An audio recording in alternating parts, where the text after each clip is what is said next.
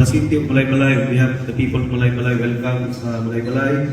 I know that this consultative and planning workshop for the year 2027 and 2028 will be a successful one.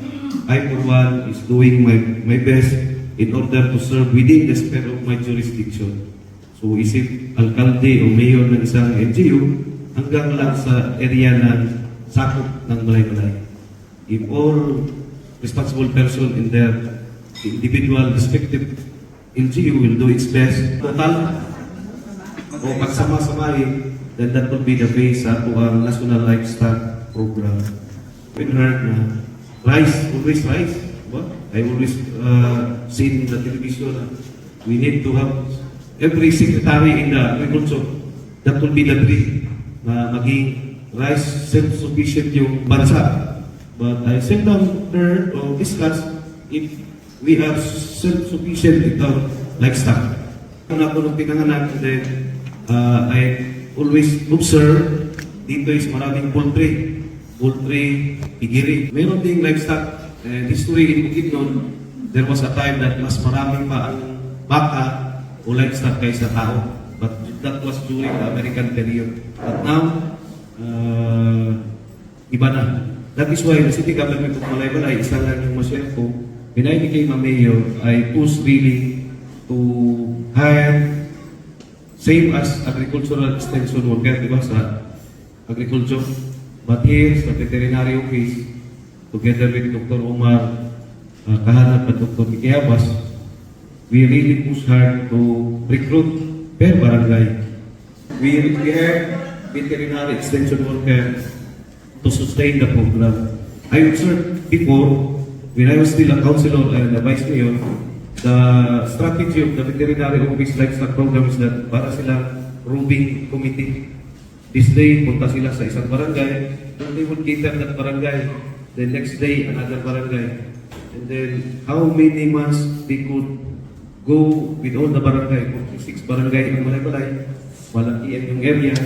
We have a barangay as far as 77 kilometers from the population. Then, limited yung sasakyan.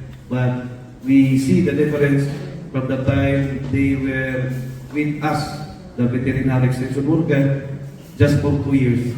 And data speaks for itself. I myself, I base my decision policy based on the data that we gathered in the or on the ground. So, nandito sila.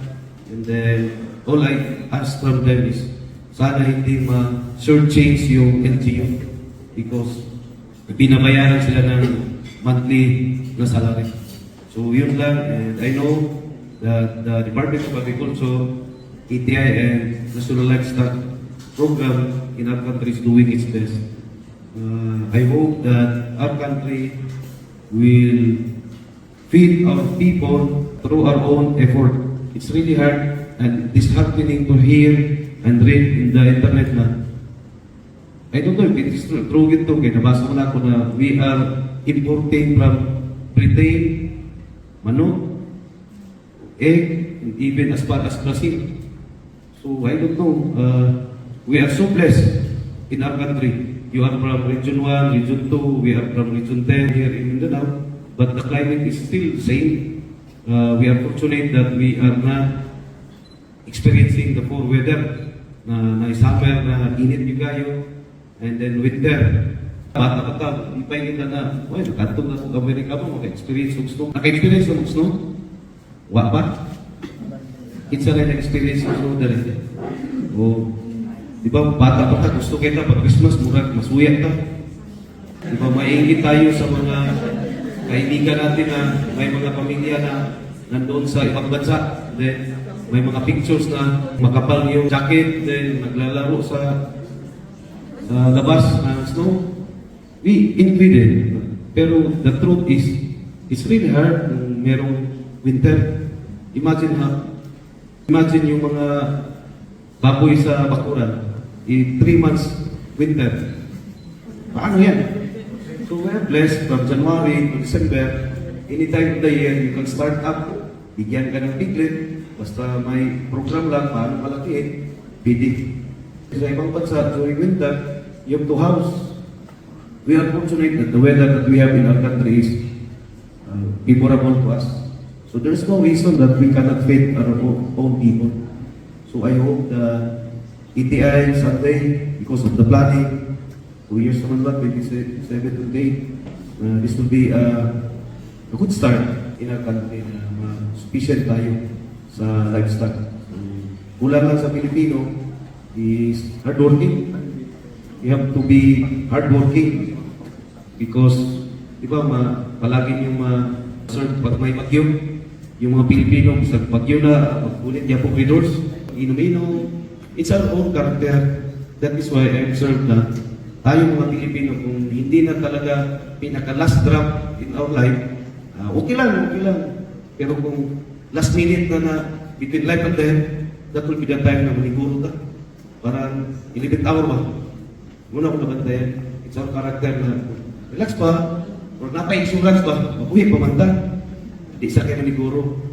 That is why we are lagging from other countries like Israel na ang rainfall nila, diba? Mas maliit kaysa atin. But they said, hardship is the mother of invention. Tama ba? Wala naman saying na necessity. Necessity is the mother of invention. Sa kanilang bansa, walang masyadong resources, so they have to be resourceful or they have to have an initiative.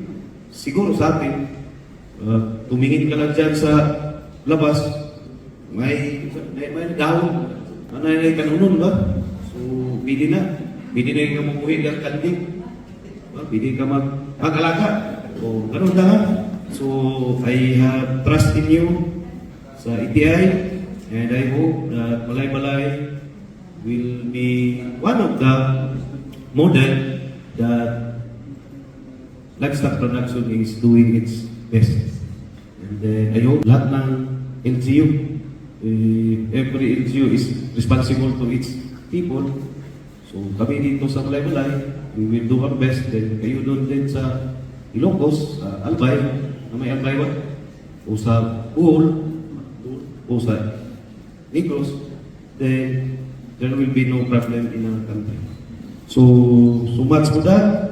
Welcome sa Balay-Balay. I hope your stay will be memorable, fruitful, and full of hope. Okay? Full of hope.